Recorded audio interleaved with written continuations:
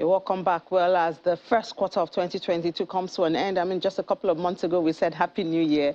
But it's a good time to take a look back at the economy for that period and possibly project on some possible trend for the second quarter. We have doing that with us, the Chief Executive Officer of Center for the Promotion of Private Enterprises, Dr. Muda Yusuf. Good morning, Dr. Yusuf. Thank you for joining us. Good morning. This morning. Yeah. So let's have your view. I know you sent out your release, and we see that you're concerned about the issue of insecurity, the issue of course, hiking food prices, the issue of FX is still in the front burner. So give us a summary of your observations for the first quarter. Well, the first quarter was characterized by quite a number of challenges. And unfortunately, these challenges seems to be escalating, you know. First is the issue of insecurity. Because as an investor, you need to be alive to do business. If there is a very high risk to life, then, of course, it has very serious implications for investment. And the security situation seems to be deteriorating, especially with what is happening around the country. There are two major aspects to this. First is the aspect of insecurity around particularly the northern part of the country. These attacks, kidnapping, all sorts of issues leading to the destruction of properties, loss of lives, and all sorts of attacks. And unfortunately, these terrorists or bandits, as they call them, are getting bolder by the day. And what we are seeing is that even the security agencies appear to be more on the defensive rather than being on the attack. So this is a major issue, not just for lives, which is, of course, more important, also for investment. The second component of this is what is happening to the oil and gas sector. The oil and gas sector, even though we talk about diversification, GDP being diversified and all of that, that sector is still very critical to the survival of this economy. From the point of view of foreign exchange, and from the point of view of revenue, and from the point of view of investment. We have seen what insecurity had done to that sector over the last decade. But it seems to be getting progressively worse until, of course, recently when we saw a major step being taken. You see what has happened to the issue of oil theft. All manner of percentages have been bandied around. But the reality is that a significant proportion of what we are producing is being stolen. And it seems oil theft is getting more attractive with the, the surge in oil prices. Oil price, yeah. And we are seeing a very strong cartel. And it has been alleged that even some of the security agencies are also part of this. So this is a very, very disturbing situation. That is for the upstream. Now, if you look at the downstream, I mean, look at what is happening to the oil bunkering, illegal refineries, and all of that. Almost a case of almost complete breakdown of law and order in part of the oil-producing areas.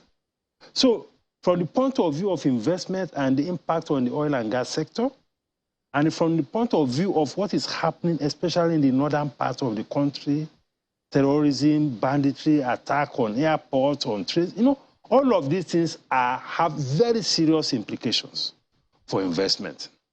So that is one major thing that is of concern to the entire business community, which we expect the government to do something differently so that you can get some better outcomes. It's not enough to just call the service chiefs, pull them to a meeting, say that people will be brought to book, and before you know, before they even leave the place, another incident has happened. So that is one. The second major crisis, which is related to what the telcos are saying, is the energy cost. Energy costs is becoming a major issue.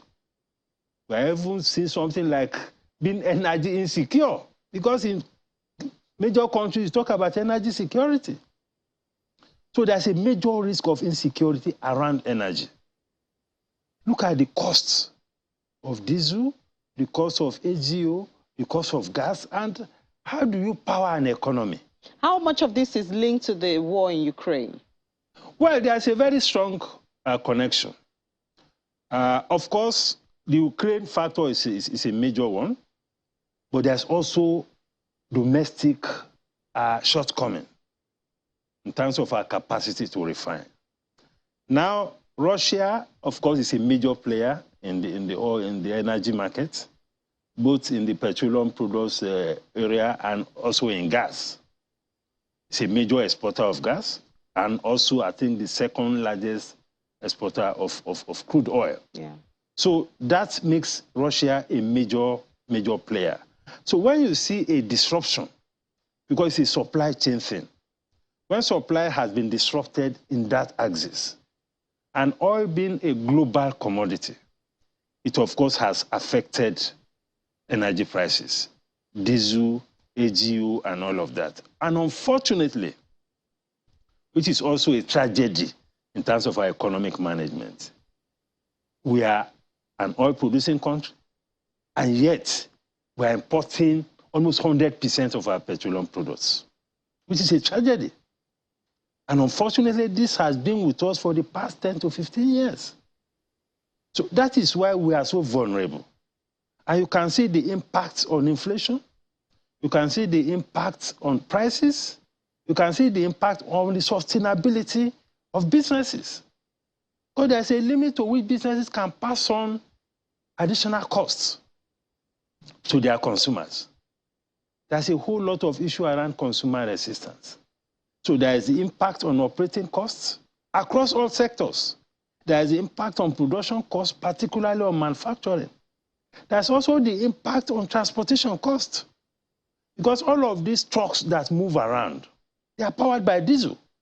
I mean, you had the chairman of the Telco Association talking about the cost of logistics. And all of this, of course, reduces available liquidity. So even as you mentioned, if the manufacturers decide to pass on the bulk to the consumers, even the consumers are limited in the liquidity available, of course, to purchase some of course. There's very high consumer resistance. If you talk to any producer, they will tell you. That is why many of them just try to play around with quantity of their products so that they can retain the price. Some of them tinker with the quality of the product so that they can continue in business. And some businesses have even suspended production. Some people in the service sector have cut down on their working hours. And some are cutting down on staff. So we're talking about unemployment again. Yes. People are now migrating from diesel generator to PMS generator, depending on the scale of your scale of your operation. So it's a major threat, to the economy and to investment. The third major issue which we experienced in this last quarter is the Forex issue. I think that's been with us for quite a while now. It has been with us, but it seems to be getting worse.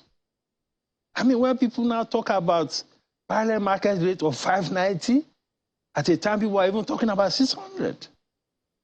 How do we manage that? And unfortunately, we are not seeing any major response to this issue of deteriorating situation with How is Forex. The RT200 of the CBN?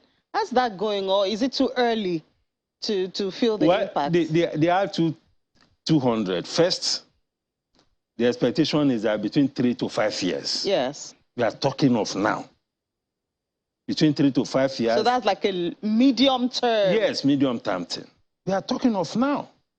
I've heard people talk about the need to increase exports and all of that. Yes, that is true. But what about the manufacturers who produce the exports in the first place? Exactly. So there are all sorts of issues. So the Forex issue is not getting the right kind of attention. What kind of attention do you think can solve that? Or at least there has to be a policy response. So the people are talking of merging the market, merging, the... We have said that over and over. But if the policymaker, the CBN, is not convinced, let the president or whoever is in charge of the economy convene a conversation on how we are going to deal with this. We are having conversation around security. There are some conversation around energy. We should have a conversation around the foreign exchange situation. We cannot continue like this, where the parallel market is now become the default market. All right. Talk to any Dr. producer.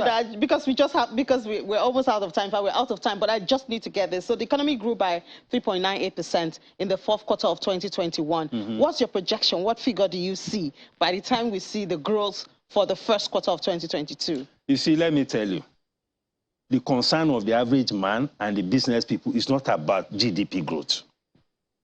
Because what you are beginning to, it's not reflecting on the situation. Did we not have GDP growth of 3.98% in Q4? What is the impact on the people? What is the impact on businesses? I just told you all the critical issues. We can sit here and be projecting, yes, oil price is increasing. There's a relationship between GDP growth and oil price. And so what? You go out there and tell the business person or tell the man whose purchasing power has been massively eroded that the GDP is growing. I mean, they will look at you in the face and wonder what you are talking about. We need to address critical issues of inflation, of the weakening purchasing power, of the depreciation in the exchange rate, of the terrible situation with energy. These are the very important things.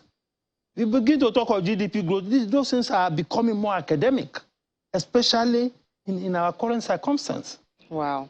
All right, Dr. Muda Yusuf, CEO, Center for Promotion of Private Enterprises. Thank you so much for sharing your thoughts with us. Thank you. Thank you very much.